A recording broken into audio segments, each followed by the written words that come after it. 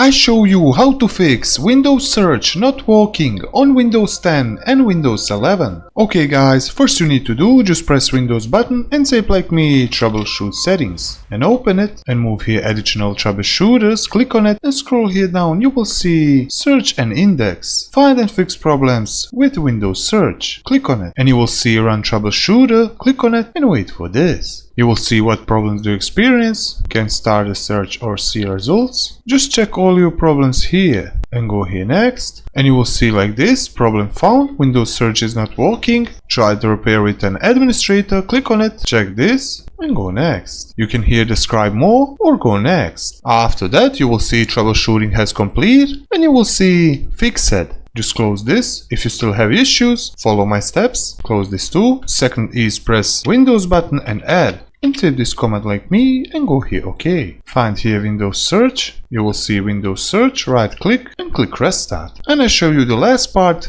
Close this, press Windows button and type control panel and open it and you will see indexing option, open it, click here advanced and click here rebuild. Go here OK, click here close and close this. Restart your PC. And that's it all guys for this video. How to fix Windows search not working fast and easy. If you find this guide useful, like and subscribe to the channel and I see you in the next video.